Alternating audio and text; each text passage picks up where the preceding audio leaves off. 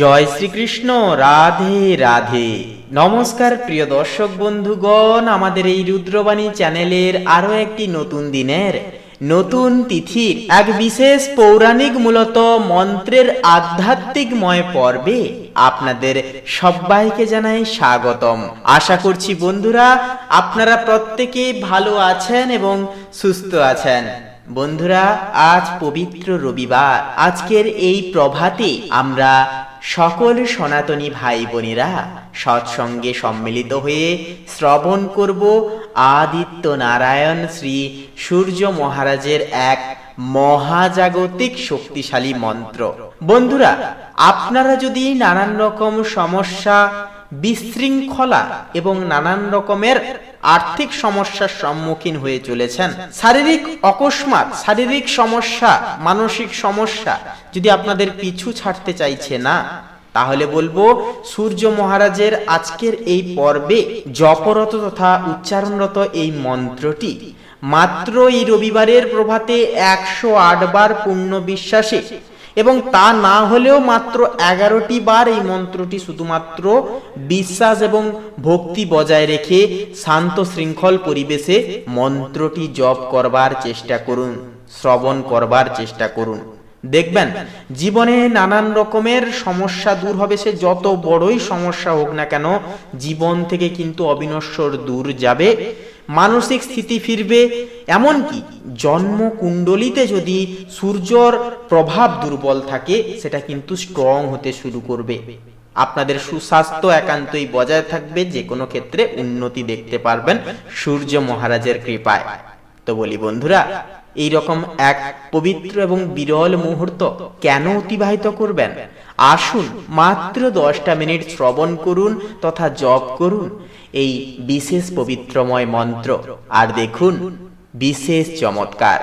বন্ধুরা, আজকের এই পর্বটি দেখে আপনাদের ভালো লাগলে, মনোগত হলে কমেন্ট বক্সে অবশ্যই আপনারা ভক্তি ভরে লিখে যান জয় আদিত্য নারায়ণ শ্রী শ্রী সূর্য মহারাজের জয় অবশ্যই লিখে যান। আপনাদের সমস্ত মনের ইচ্ছা, কামনা, বাসনা সমস্ত কিছু পূর্ণ হবে।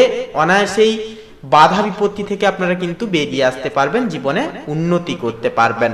এছাড়াও একটি লাইক দিয়ে আমাদের এই রুদ্রবাণী চ্যানেলটিকে সাবস্ক্রাইব করে পাশে থাকতে বন্ধুরা ভুলবেন না। তো চলুন এবারে আজকের এই পর্বটি শুরু করা যাক। ওম নমো ভগবতে বাসুদেবায়। জয় শ্রীকৃষ্ণ। রাধে রাধে। ওম রাং রিং রোং সূর্যায় নমঃ। ওম রাং রিং রোং সূর্যায় নমঃ। ওম রাং রিং রোং সূর্যায় নমঃ। ওম রাং রিং রোং সূর্যায় নমঃ। ওম রাং রিং রোং সূর্যায় নমঃ। ওম রাং রিং রোং সূর্যায় নমঃ।